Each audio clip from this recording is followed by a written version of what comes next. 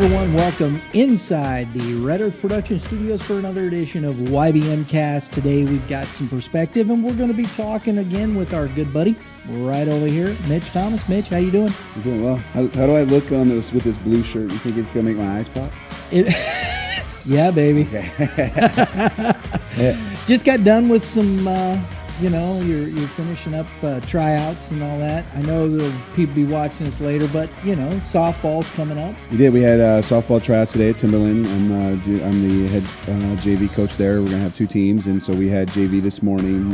We did make some cuts today, so it's always hard, So coming in here is tough. Kind of like a little bit of a downer because we had to cut some nice kids, but it is unfortunately part of the process. That's what we've been talking about, though, right? Mm-hmm. We have been talking about competition, and when you're in some of these larger schools, you can't just say, oh, yeah, we'll take it.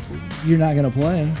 If you want to be on the team, you want to manage, if you want to help and be part of it, come to the coach afterwards and say, Coach, I understand, appreciate that, but how can I be part of the team? Yeah, we had actually a freshman, because we're mixed this year. We're actually going to only have the two teams. We don't have enough, actually, for our group. And one of the girls who did not make the team, she actually said, well, what can I do to still be a part of it? So I thought that was really neat.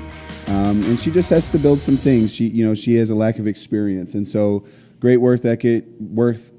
Wow. Ethic. Work ethic? Yeah. But I don't know what that means. It's not yours. I don't want to do that again. Fail. But I got it right the third time, right? I'm 1 for 3. There you go. I'm hitting 333. I've got a good average. There you go. But no, it was infectious smile, man. Great kid. Just not able to make the group. And she's like, I want to be a part of it. I want to learn. And so I thought that was pretty neat because I think it takes a lot of courage to get cut and then turn around and ask that question immediately to us. And so I thought it was brave. That shows a lot of character, actually. Yeah, a lot of guts. That shows character. Sure. I think that shows the things and what we're going to be discussing today because I'm posting some memes up on our Facebook and Instagram and just stuff that it's an equation that I learned from my dad many years ago. He's a minister, and he was taking flight lessons, and he put this into perspective, and he put this equation together, and it's something that really I think speaks to life and how we go through, and it's what I use today. Power plus attitude equals performance, and we understand the knowledge that we have and what we can do with it and the power. And I always believe this, the body follows the mind. So where's your mind taking you today? And your attitude sets in place how you're going to apply that knowledge, which in turn equals into that performance. But then the other side, and it's all driven by the mind, if you're not out there working hard, creating that physical focus we talk about. You're an instructor, right? How many times does it take to swing to get muscle memory? We talk about muscle memory. How do you feel? How do you see? Visualizing that feel so where you can replicate mechanics, correct? Consistency. That's all I really have to say about the kind of what you got. And I'll be quite honest with you. When the first time, maybe a second or third episode that we had together, I think that you had brought this thing up, this power plus attitude equals performance. And I really kind of adapted to that just in general about the body following the mind. And, I deal with some pain in my back and knees from playing sports or just getting beat up from football, whatever. And if I wake up feeling sorry for myself, I have a bad day. Yeah, it's true, right? And so I have to have a mindset that says you're going to be all right. You just have to fight through it. You have to deal with it and move. And I since you've kind of brought that, it has impacted my life and then also my instructions or my coaching because this is such a mental thing nowadays, you really have to be mentally tough to be able to achieve what you want in this sport or in life. In life, and I think that's the key, and it goes back to my faith, who I am, my faith in Jesus Christ, how I live my life, and the mental approach that I take to everyday life. And that power is there for people. It's not mind over matter or anything like that, but an understanding of who we are, what we are, and our attitude towards those, which drives us into what we do. And I wrote this week, and it's one of my dudes there, Yoda there. It's a great line though, because my dad and I've talked about it with Just. We talk about it, and here's the line in there: do or do not. There is no try.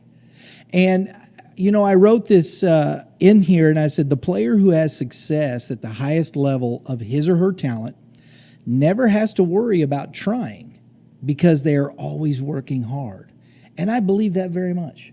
Yeah, I think you're always trying to get to that next level. So I use the word trying here. Right? All of a sudden you realize it, yeah. What am I doing day in and day out?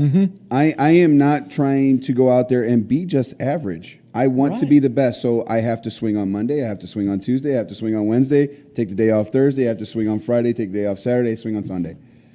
And if I want to be a good hitter, I have to hit. Right. I don't have to try to hit. I have to hit. Right. And so I think that's what that means. It's like I was able to keep the word trying back out of that. It makes you think about it, doesn't it? It does, because I always look at the word trying as an excuse for failing. And we get, as a coach, I feel like I get it. When you show up to the field, I believe that you are there to try. Right. To get better. But what are you doing tomorrow? Are you continuing to build the process? Are you continuing to develop? Are you continuing to work hard? Not trying to work hard. You have to do it. Well, and that's the thing. You can see when you understand and know as a coach, as anybody in a business, anybody that's dealt with people, you can see, you understand and know the people that are actually working at what they're accomplishing. Then you have, and I believe this, I've heard, and this isn't just a result of sport. This is a result of the context within business, my career, and everything. It's I tried, and I've always said, and I believe this, that trying, that somebody says, I'm trying, is the lament of the failed. And you hear that when people, as you said, and I think we use it too much for an excuse, work hard. If you fail in that and you're working hard, that happens because especially, and we're bringing this back to baseball, everybody knows on the hitting side, baseball is a sport of failure. You will fail if you're really, really, really good 70% of the time at hitting. Yeah, absolutely. I just imagine just hearing you talk and just trying to soak this all in. I just wonder what the slogan would be if Nike changed it from "just do it" to "just try it." And I mean, I get it. Like if you're looking at something new and a new adventure, we understand that the word "try" might be used, right? You need if you're facing a new challenge, you have to try to face this new challenge. But once you try it, what do you do from there to get good at it? You can't just keep doing the same thing, and that's what I feel like trying is. It's just repetitive nonsense, or what? Not maybe nonsense, not the word, but again, if you give me a new task, I've never done it before, I'm trying to do it, right? But once I get there and I learn it, but I want to be the best at it, I can't continue to try the same way that I did from the beginning. I have to work daily on getting better. Okay, so this goes back to the equation and why I say these things and why it's here. Because, knowledge. How do you apply the knowledge? If the person you're watching as a coach and you're watching as an instructor and the player comes, every week and you're seeing the same issues and you through the instruction you're saying, okay, look, you're talking pronation, you're talking the language, you're doing it, and he goes through that and you see some results in the actual instruction, you go, okay, he can do this. And then the next week he comes back and he's in the same place. That's trying. And when you ask that question, that's exactly what's being said by the athlete. I'm trying. I'm trying to do it. I'm trying to do it.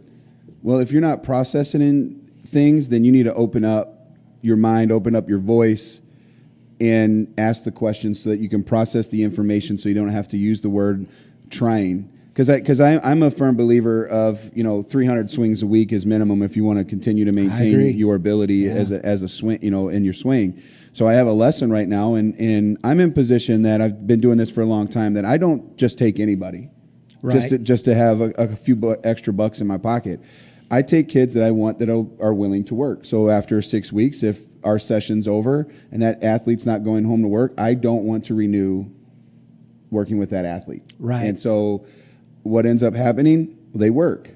But when they're doing it wrong, I get well, I'm trying to do it at home. I said, no, you're not. And notice right there what you just said. And this is some things, and we're just talking at a level here. People can, again, if you want to agree or disagree, that's your prerogative. These are just things that I believe in, things that I've witnessed and understood about how I've been successful, what I've done in my own life, and things that have helped me in an understanding of truth just in that respect. And the attitude that you get back, all of a sudden you look and you go, hey, he's not going to do it, or she's not going to do it. You know it because of the attitude that is returned. So therefore, the knowledge that is being pressed on isn't taken with the attitude of, I understand, and I'm going to work to apply this not only when I'm here, but as I continue to work throughout the week. And, hey, does dad know enough? Hey, where are you doing? How are you doing? When you take those swings, if I leave the gym and I don't shoot the basketball like the instructor showed me, I leave the cage and I don't swing the bat like the instructor showed me, then your attitude has destroyed everything you've worked towards from the instruction that says this is the right way. And if you work hard at this in the right way with the proper attitude, with a positive outlook at I'm going to get better, I'm doing this to work hard to get better, your performance at any level will suffer. It does, and I think about what you're saying to me here, and we always talk about trying to practice the right way, outside of your lessons and instruction and things like that. And so I even try to work with my athletes on building that process in general, whether it's a male or female athlete. When you go home and work, don't swing for an hour, because at some point you're going to lose that focus. You get exhausted, right? Or something's going to happen. Yeah. So go home, get done with our instruction, go home since it's fresh in the mind, do it again, do it the next day, but you don't have to do it for an hour. Do it for 10 minutes and make sure that your focus is the last thing we talked about at our hitting lesson, or what was the main focus of our hitting lesson.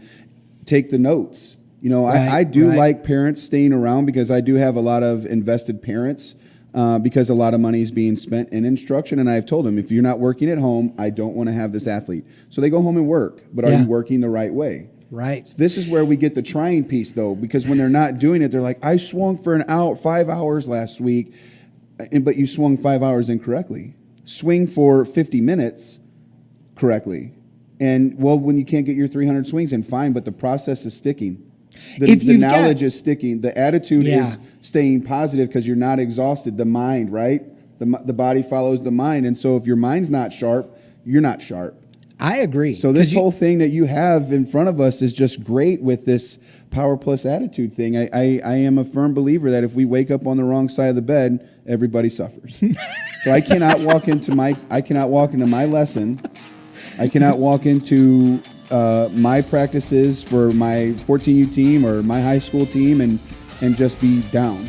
Right. Because if I am, it gets taken out on them. Not that I want it to, but because my attitude is not good, I'm just there. I'm just trying. It's one of the goals that we have here at Youth Baseball Midwest, bringing these things. You can agree, disagree. Look, if you like what we're doing, please hit that subscribe button. And hit the dinger, because it gets you your notifications. You can hit it twice, because we are about double D's here. Doubles and dingers. That was good. Let's go. And we would love to hear what you have to say about this. Please leave your comments. If you're doing it on our YouTube page, we appreciate it. We need the comments. We need the likes. It helps. Leave a comment. Tell us, what you think about the show. We appreciate that. And we're going to bring more of this to you. We'll bring more of this understanding of how power plus attitude equals performance and different things that we can do. Because remember, it is either do or do not. There is no try. And I really believe that. So with that being said, Mitch, thanks, man. Appreciate your input, bro. I love this. And remember, everybody have a great day in the Lord. All you pitchers, Keep throwing strikes, you hitters. And this is the tough one. Hit them where they ain't. There's 8 people out there in front of you. But it's the goal. And we will see you next time.